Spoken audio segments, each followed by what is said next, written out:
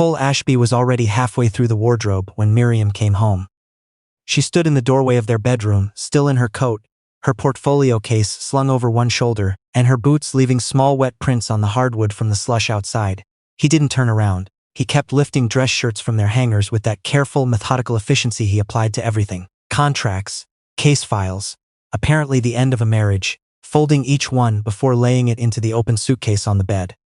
Cole, his name came out smaller than she'd intended. "I was going to call you," he said, "but this seemed cleaner." Miriam set her portfolio down. Her hands were still cold from the parking garage. December had settled hard over Ottawa that year, the kind of cold that got into everything, that made the city feel sealed off from ordinary possibility. "You're leaving." "I've been trying to have this conversation for months." He moved to the dresser, opened the top drawer. "You're never home long enough to have it." That wasn't true. They both knew it wasn't true. But she was too exhausted to argue the premise, and some part of her was already recognizing the particular stillness of a thing that had already ended. "Is there someone else?" He paused for exactly the length of time it takes a person to decide not to lie. "Paige and I have been together since the spring." Paige. Paige, Drummond 29 precise. The kind of woman who wore blazers like armor and laughed at everything Cole said with a brightness that never quite reached her eyes. Miriam had met her exactly twice at firm dinners and registered nothing. "Since the spring," Miriam said. "That's 7 months." No. You flew out to Winnipeg for that site meeting with me in August. You sat in the hotel restaurant and you listened to me talk about the Forks Commission for 2 hours. He didn't answer. "You picked me up from the airport, you carried my boards inside." She paused. "You stayed." "Miriam." "My work is not small," she said. She hadn't planned to say it. It arrived from somewhere beneath the argument, from a place that had been pressing against the surface for a long time. "You have talked about it like a side project for 8 years. Like I was playing at something while you did real work. It isn't small, Cole." He turned then, looked at her with an expression she'd seen before, not unkind, which was in some ways worse. The expression of someone who has already filed something away in their head and is mildly surprised to find it still standing in front of them. "Nobody said it was small. You have said it every way except directly." Her voice was steady. She was proud of that. "I want you to know I heard it every time." He picked up the suitcase. "I hope things go well for you." He said it with the practiced warmth of a man who had once meant something like it. Then he walked out. She stood there until she heard his car pull out of the driveway. Then she sat down on the floor of their bedroom, still in her coat, and cried in the specific way you only cry when you are grieving something that's been dying for a long time and finally has the decency to be finished. 20 minutes. After that, she washed her face, made a cup of tea, and sat at the kitchen table with the lights off, thinking about what was left. Her cousin Agnes gave her the pull-out couch in the spare room of her house in the Glee. The spare room also served as a storage space for Christmas decorations, in various states of disassembly, a stationary bike Agnes had not used since February, and 2 bookshelves organized on a system that appeared to be entirely emotional. It was not spacious. But there was good coffee every morning, and someone who didn't need her to perform recovery before she was ready. The divorce paperwork arrived 8 days after Cole moved out. He'd had it drawn up already, of course, efficient to the last. Miriam took every contract she could find. A courtyard redesign for a condominium development in Canada, a backyard proposal for a dentist in Barhaven, a small community garden layout for a neighborhood association in Hull that paid $2,000 and ate 30 hours of her time. She worked from Agnes's kitchen table from 6 in the morning until past midnight, billing every justifiable hour, watching her savings account crawl back from $212 to something that at least didn't make her chest tighten every time she opened the banking app. She thought about Cole every day. Not from longing. She'd moved past that faster than she expected, which told her something about the marriage she hadn't been ready to look at while she was in it. She thought about him because she had spent 8 years building her professional life in the shadow of his assessment of it. Every proposal she'd quietly submitted, every grant application, every award competition, every early morning session refining a design that no client had commissioned yet, just because the problem interested her. She'd told herself it was for her own growth, her own practice. But there was a smaller, more honest part of herself that had also wanted him to see it. To understand eventually what she was doing in those hours he called puttering. That part of her was difficult to sit with. She sat with it anyway. 2 years earlier, on a rainy Saturday in January when the rest of the city had gone quiet, she'd entered the National Capital Urban Design Challenge. It was a federal competition, a landmark commission for the redesign of a heritage corridor along the Ottawa River. The brief had called for something ambitious, a landscape that could hold the weight of history without becoming a monument to it, that felt genuinely Canadian rather than decorative. Miriam had spent 4 months on the proposal in stolen hours, telling no one, least of all Cole. She'd submitted it the night before the deadline, sitting in their kitchen while he slept, and she'd never heard back. She had filed it away in the way you file away a version of yourself you've decided not to believe in. On a Thursday in late February, 9 months after Cole left, her phone rang from a number she didn't recognize. She almost let it go to voicemail. "Mrs. Holloway? This is the office of the National Capital Commissions. I'm calling regarding your 2023 submission to the Heritage Corridor Design Challenge." She set down her coffee mug. "The project underwent a funding review after the original adjudication," the voice continued, "and the commission was deferred. We've completed our reassessment.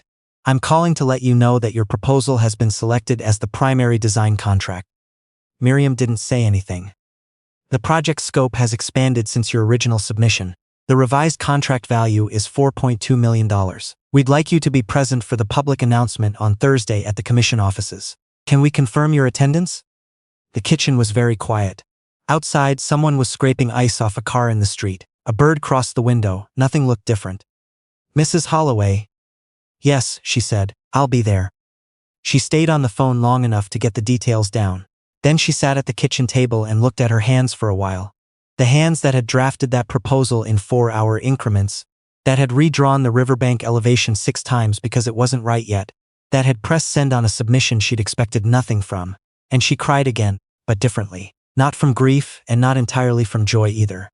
From something bigger and harder to name, the feeling of a door that had been closed for a very long time opening inward all at once. Agnes found her there 10 minutes later, face blotchy, smiling at the ceiling. "You need to tell me everything immediately," Agnes said, sitting down. "I think," Miriam said, "that I have been correct about myself all along." The public announcement was held in the commission's boardroom. Miriam borrowed a blazer from Agnes, charcoal gray, good cut, and she stood at a podium she hadn't expected in front of cameras she hadn't prepared for, holding a framed letter of award that felt improbably light for what it represented. She said what she'd been telling herself every morning for 9 months, that good work is never wasted even when no one is looking. That the time spent doing something well is the investment that pays forward, always, even when the return is slow. The room applauded. A journalist from CBC asked about her design philosophy. A photographer from the Ottawa Citizen caught her in the moment after she stopped speaking, when her face was still unguarded. Not composed for the camera, but genuinely surprised by where she was standing, the expression of a woman who had been right about herself for longer than anyone had believed her. The photograph ran the next morning. Ottawa landscape architect wins 4-2M Federal Heritage Commission. Miriam in the borrowed blazer, the commission's banner behind her, unmistakably herself. Cole Ashby saw it while he was waiting for coffee at a place on Rideau Street. He had the CBC app open, scrolling headlines out of habit, and then he stopped. He recognized the angle of her jaw first, then the set of her shoulders, then her name in the caption, attached to a number he read twice before it landed. He put his phone face down on the counter, stood very still. Then he paid for his coffee and walked out without picking it up. The problem with Paige, he began to understand this slowly over the following months, was that she was excellent at wanting things. She wanted the particular condo they'd chosen, the particular restaurants, the particular sense of trajectory that comes from being attached to someone on an upward arc. She was less invested in him specifically, which was something he should have seen sooner and perhaps had seen. In the peripheral way you see things you're not ready to name. By March, she was distracted in a way that had a specific quality to it. By April, the quality had a direction. By June, she was sitting across from him at the kitchen island with the composed stillness of a person who has already completed the internal work. "There's someone at the firm," she said. "A senior partner. He's transferring to Vancouver." Cole received this information with a flatness that surprised him. "Did you love me?" he asked. It wasn't what he'd planned to say. Paige considered it. She was honest, at least. "I think I loved the version of the future I could see from where you were standing." She looked at him without cruelty. The view changed. She was out within the week. Cole's life contracted. Not dramatically, he was a lawyer in a stable practice, he was not ruined. But the condo felt different with only one person in it. The city felt different. He kept thinking about things he'd said, not to Paige but to Miriam. Specific phrases, specific dismissals dressed up as concern. "That's not a viable long-term model, Miriam. You might want to think about something more reliable. Those competitions are a long shot, and long shots have a habit of staying that way." He'd been so certain. He'd had the data, or what felt like data, the modest contracts, the slow client list, the work she described in language that was never quite legible to him. He'd built an assessment out of those things, and he'd treated it as fact for 8 years. He hadn't once asked himself whether the assessment was right, because the assessment had been convenient. He tried to reach her in June, called the number he had for her studio, knew but he'd gotten it from a mutual colleague who'd done it as a favor and probably regretted it. She picked up on the third ring, MH Landscape and Design, Miriam Holloway. The professionalism of it stopped him for a half second. She had staff answering the phone now. She had a studio name that wasn't her kitchen table. Miriam, it's Cole. A pause with a texture to it he recognized. The specific quiet of someone deciding how to proceed with someone they no longer owe anything to. I saw the announcement, he said. I wanted to say congratulations. Properly, I also wanted to say that I wasn't fair to you. About your work. About the way I talked about your work. Cole, I have a client call in 3 minutes. I know, I'll be quick. I think I was wrong about a lot of it. And if there was any way to... Please don't call this number again. She said it without heat. Simply the way you state something that is factually true. Then the line went quiet. He tried her personal number. Changed. He sent a message through a mutual friend from their old neighborhood on Glebe Avenue, who came back 2 days later to say that Miriam had said, without any particular emotion, that she didn't have anything to say to him. He wrote an email to her firm address that was answered by an auto-reply from someone called Preeti, her project coordinator, directing all inquiries to the project team. She had a project coordinator named Preeti. He sat with that. The public unveiling of the Heritage Corridor redesign was a civic event, held on a Saturday in late September on the grounds along the river. Government officials. Media, the kind of occasion that gets written up in the national papers and photographed for architectural journals. Miriam's name was printed on the program. Her design was on every signage board. Cole told himself various things about why he drove there. Professional interest, civic engagement, the significance of a major federal landscape project. He told himself those things right up until he walked through the entrance gates and saw her name on the program, and understood that he had come for the same reason people return to places they've lost things. Not because anything can be retrieved, but because some part of the mind insists on standing in the right location when it finally accepts what happened. He stayed near the edge of the gathering. He watched her work the room, speaking easily with the commission's chair, pausing for photographs with the federal minister, walking a journalist through the interpretive panel, with the quiet authority of someone who has learned that she does not need to explain herself more than once. She didn't perform confidence. She simply had it, in the grounded, unfussy way you have something you've carried alone for long enough that it's become structural. She found him with her eyes from across the lawn. A single look, recognition, then something settling into place behind it. She said something to a woman beside her who glanced briefly in his direction. Then Miriam handed her glass to a nearby staffer and walked across the grass toward him. He met her halfway, because it seemed right to meet her halfway. Cole, no surprise in it, no anger either, something more neutral and harder to reach. I know, I shouldn't have come. You're right. I needed to say it to you directly, that I was wrong. He stopped, breathed, not about leaving. I think we both know the marriage had run out of road, but about how I talked about your work.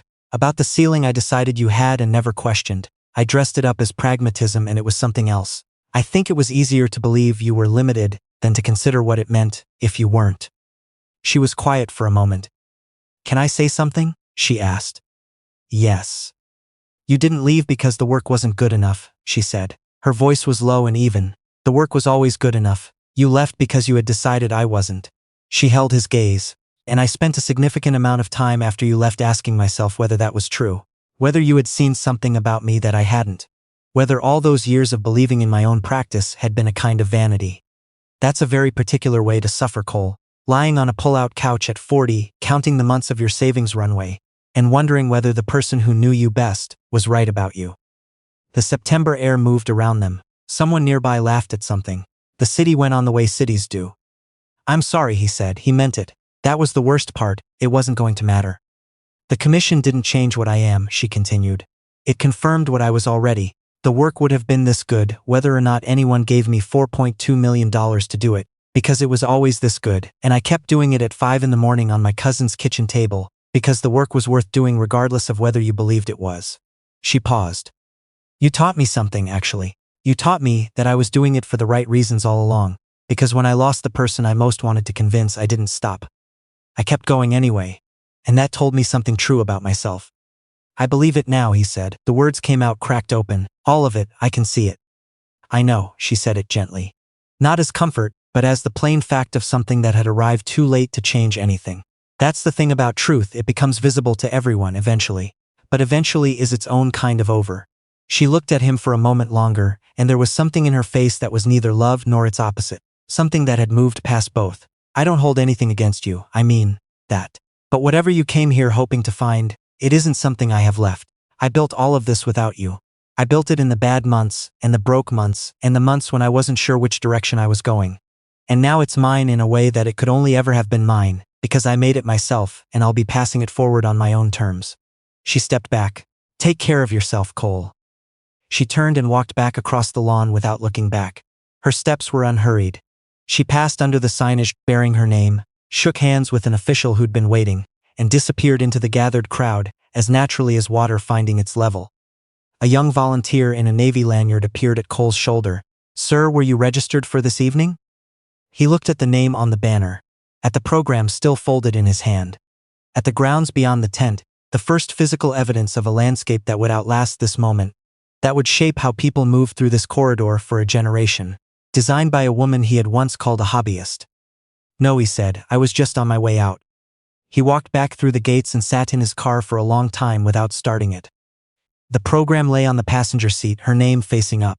Outside, the city went about its evening in that unhurried September way. Cyclists on the path along the river, a family walking a dog, two kids running across the open grass with the reckless forward motion of people who haven't yet learned to hold themselves back. He had stood next to something extraordinary for 8 years and mistaken it for ordinary because it was quiet. Because it worked in early morning hours and didn't announce itself at dinner parties. Because it looked, from the outside, like patience rather than discipline, like hesitation rather than care. He had been wrong in a very specific way. Not the wrong of a bad person, but the wrong of a person who had decided he already knew and had therefore stopped looking. That was its own kind of failure, maybe the more common kind. Cole Ashby started the car, pulled out of the parking lot, and drove home through the dark of an autumn that had nothing left to offer him. On the passenger seat, the program rested quietly, her name printed in plain letters on the front. He understood now, in the complete and unsparing way you understand things, when the understanding arrives too late to be useful, what he had given up with both hands the night he packed that suitcase. It was never the contract. Never the money or the government commission, or the career that turned out to matter to people who mattered. What he had given up was a woman who would have built something alongside him and been glad to do it, who had wanted nothing more extraordinary from him than to be believed in by the person who was supposed to know her best. That was what she had been carrying the whole time. That was what she had taken with her, intact, when the marriage ended. And that was what she had turned, in the quiet hours of a very hard year, into the truest thing she'd ever made. If this story sat with you, don't move past it too fast. Leave a comment. Could you have walked away the way she did? Or would you have said something different at those gates? We want to hear from you.